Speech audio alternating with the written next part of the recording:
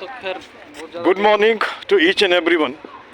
I welcome you to Kheda Park, and this is interview session or interaction session or a discussion session with that of one of the gentlemen, our friend. There in park we met, and this is how we will be discussing. And who knows, two of the words of a person will just change the life of a person as a whole. You can see it. थोड़ा यहीं खड़ा होगा. अब यहाँ इनसे मैं इस सज्जन से 10 मिनट का गुजारिश करता हूँ, यहीं पे बात कर लूँगा. यह जगह है और कह सकते हैं एक सीट है. यहाँ पे लोग आते हैं, बैठते हैं, खास करके कह सकते हैं वैसे जो अनवांटेड एलिमेंट है उनका बिस्तर भी यहाँ पे यहीं सोते होते हुए है यार. खैर उनसे अभी कुछ लेना देना नहीं है. अब जैसे मैंने आपको बताया कि मैं अलग अलग प्रोफेशनल से उनके विचार पूछता हूँ. जैसे एक आप हमने पूछा है कि एचआर अभी मिले थे, उनसे हमने बातचीत की. आपसे पहले भी रिक्वेस्ट कर रखा था, मतलब इस तरह से नहीं मिला. तो सबसे पहले वो अपना परिचय दे दीजिए. Myself is Sanjeev, हाँ. and I am into sales, and I am living in धार्मिक रोड. और मैं डेली यहीं पर आता हूँ, डेली ही वॉक करता हूँ. और मैंने भी देखा कई सारे पहले की जो कंडीशन थी बहुत ही ज़्यादा ख़राब थी, हर जगह गंदगी रहती थी. तो हमने सबने मिलके आपके सहयोग से कोऑर्डिनेट किया, सफाई अभियान शुरू किया थोड़ा बहुत. तो उसके करते करते धीरे धीरे अब काफ़ी हद तक 92-95% हो चुका है सफाई. अभी रह गई है 5%. ये वो गंदगी है जो डेली बेसिस पे यहाँ के आसपास के जो पड़ोसी होते हैं वो आके यहाँ पर डेली रात को ड्रिंक करते हैं, स्मोक करते हैं, अल्कोहलिक जो भी है वो सारी चीज़ें एक्टिविटी करते रहते हैं. इस वजह से पार्क कभी साफ हो ही नहीं पाता है. तो उसी में हमारा सबका ये सहयोग रहता है कि हम लोगों से गुजारिश करें कि ये पार्क को सफाई रखें. ये आपका ही पार्क है, आपको ही रखनी है, क्योंकि और कोई आके नहीं करेगा इसमें. तो हम सब यही चाहते हैं कि इस पार्क में हमेशा साफ सफाई रहे. हर कोई छोटे से बड़ा लेकर हर तरह के लोग आते हैं, तो सबके मन में ये ना हो कि यहाँ गंदगी रहती है. अच्छा, बस साफ सफाई रखें. चलिए मैं पार्क के विषय में लास्ट में बात करूँगा. थोड़ा अपने प्रोफेशन के बारे में बताइए, आप काम क्या करते हैं और अपने आपकी जर्नी, पढ़ाई की जर्नी कहाँ से कहाँ शुरू हुआ और कहाँ ख़त्म हुआ. मेरा actually in the starting up to till 12. Should I deal in English या दोनों मिला करके, क्योंकि हमारे लिसनर हिंदी इंग्लिश दोनों वाले हैं. ओके. मेरा था वो 12 तक तो गवर्नमेंट स्कूल से था. Then I started correspondence school Delhi from university. 2005 I have cleared my graduation. Then I start my journey from professional. I started starting from sales department. अच्छा. And I have more than 15 years in this industries. Different kind of industry I have joined in sales. But right now I am working in steels company. So now in most of the cases, so far as my experience I listened, concern is there. In most of the cases, the person who is actually joining MNC or maybe private concern, they very frequently change the company. What's the reason? Mostly they hike salary. Salary hike is there. Everybody wants they will get the high salary. So that is the main reason. Today is the inflation is very काफ़ी महंगाई हो चुकी है. तो उस चीज़ को देखते हुए और हर चीज़ यही है कि जो भी उनकी इच्छाएं होती हैं वो जितनी ज़्यादा उनको सैलरी या बिजनेस में प्रॉफिट होगा, अगर सैलरी वाला है तो सैलरी ज़्यादा ही हाइक मांगेगा. अच्छा. तो इसलिए वो ज़्यादा से ज़्यादा जल्दी से जल्दी ये चेंज करते हैं. अच्छा, दूसरी बात, एक सवाल ये भी उठता है, जैसे मान लीजिए हम किसी कंपनी में काम करते हैं, कोई भी कंपनी हो, कम पैसे से शुरू करते हैं, लंबे समय तक रहते हैं, तो कंपनी का जो कंसर्न है उनको लगता है कि he is faithful to company and he just give you the big post. Money in general this happens to be so. But in fast running world, I don't think it out there the person has got the patience to wait for such a longer period. They quit very frequently because they have got a kind of, you can say it over that, impatience to go up and up, soar up and up. Is it so? The main reason is that in some year ago होता क्या था कि लोग 10-15 साल spend करते थे. In the last day उनका जब टाइम स्पेंड होता था कंपनी में, आगे ग्रोथ कर जाती थी, जब वो अपने हक की बात करते थे तो उनको वो चीज़ें मिलती नहीं थी. अच्छा. तो वो चीज़ें देख के लोगों को अब वो चीज़ें हैं नहीं. अब हर चीज़ बहुत जल्दी चेंजेस होती जा रही है. तो महंगाई भी हो गई है, लोगों के पास टाइम नहीं है कि वो उतना वेट करेंगे. उनके बच्चे भी हैं, महंगाई हुई है, बड़े खर्चे हैं, हाँ। स्टडी इतनी महंगी हो चुकी है कि लोगों को पढ़ाना मुश्किल हो रहा है। जो उनकी सैलरी थी पहले की में अब में बहुत डिफरेंस होता है। पहले में 10,000 में भी गुजारा होता था, 50,000 में भी नहीं होता, लाख में भी नहीं होता।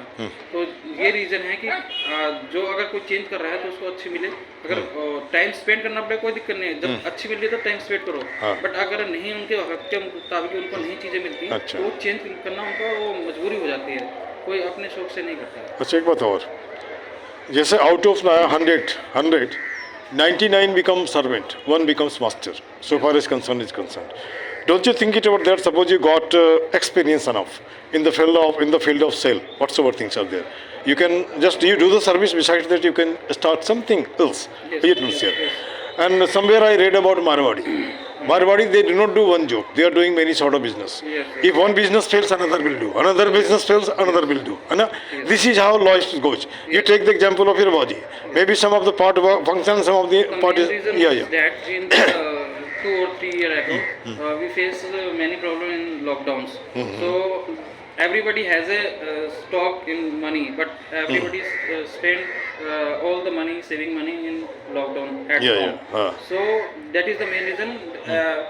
Lot of people are not having saving. That's why they are not starting their business.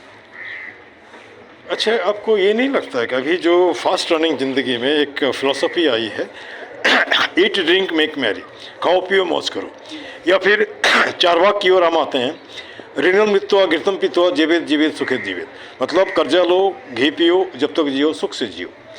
Life ऐसी बन गई है ईएमआई में, मतलब हमको ज़रूरत का चीज़ है, घर भी ले लिया ईएमआई में, कार भी ईएमआई में ले लिया, उसके बाद जितनी भी चीज़ें हैं सब के सब ईएमआई में। नतीजा क्या होता है कि हमारा लाइफ वहीं में फंस के रह गया, कमाते कम है, सबके सब उसी में भरने में चले जाते हैं, है ना। और वो सपना पूरा करने के चक्कर में सपना कहीं का नहीं रहता, जो व्यक्ति है उसका अपनी आइडेंटिटी भी खत्म हो जाती है। और कहीं कहीं लोग बोलते हैं कि अगर हमको ज़िंदगी जीना है, किराए में रह लो लेकिन लोन नहीं लो, है ना।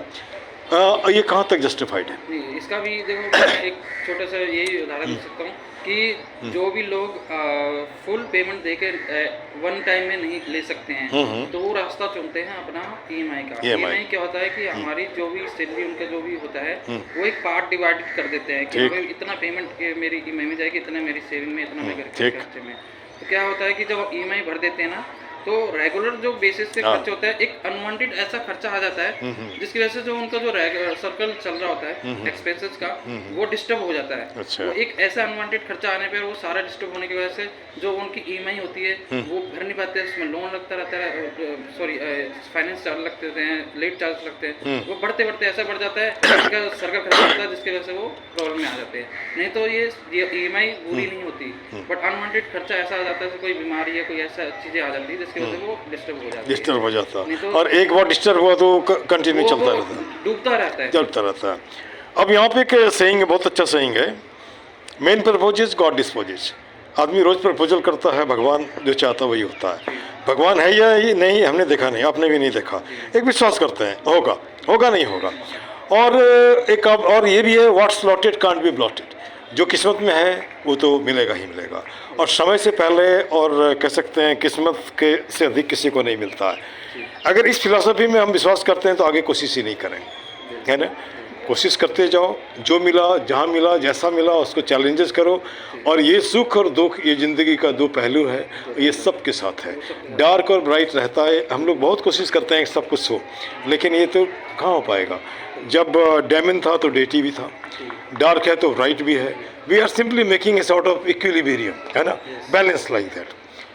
अच्छा, उन बच्चों को आप क्या सजेशन देंगे जो इस जॉब का सेक्टर तो दो ही दिख रहा है, या तो गवर्नमेंट सेक्टर तो सर प्राइवेट सेक्टर। तो गवर्नमेंट सेक्टर में तो हमारा ये थोड़ा बहुत है, प्राइवेट सेक्टर में भी है, अब उस तरह से नहीं है, तो फिर भी क्या जैसे जो हतोत्साह हो जाता है कुछ। Everybody should do their business. कोई भी छोटा बिजनेस करो चाहे बड़ा करो, जो एज पर जो भी कैपेबिलिटी है। ऐसा कोई बिजनेस बुरा नहीं होता है, छोटा जरूर होता है लेकिन वो छोटा ही बड़ा बनता है। आज ये लगा लीजिए, जितनी हम सैलरी लेते हैं उतना हमारा मोमोज वाला कमा लेता है, या हमारे जो भी छोले भटूरे वाले तो वो कमा लेते हैं। छोटे से छोटे बिजनेस वाले भी आजकल 50-60 हज़ार रुपये, 90,000 रुपये, लाख रुपये कमा लेते हैं। तो कभी ये मत सोचो कि बिजनेस बुरा है। जब वो बिजनेस से हमारे पैसे बढ़ते हैं ना, तो हमारी वो सारी चीज़ें फैसिलिटी जो दूसरे के मुकाबले हमारे पास ज़्यादा आ जाती है, तो हमारे बिजनेस ही करना अब चाहिए। एक मैं आपसे रिक्वेस्ट करूँगा, I have started A clinic, कभी मौका मिलता भाई देखिए उसमें, जिसमें मैंने कभी बिजनेस नहीं किया था, तो something may be something lacking. जैसे हमारा हिसाब है कि मैं ऐसे भी लोगों को मेडिसिन दे देता हूँ, है ना, तो लोग कहते हैं बिजनेस ऐसा नहीं होता है, तो हम उनको कहा कि मुझे वो बिजनेस करनी ही नहीं है। अब किसी कोई तकलीफ में है ना, तो वो तकलीफ उसको देखेंगे ना कि उसको बुचर के तरह ये करेंगे, है ना, तो something must be lagging behind being a teacher. This type of quality I have developed on this actually coach business here. So whether I'm wrong or right, I can't say possible, but I do the thing. Something is to be done, so it is being done. Should be. है ना।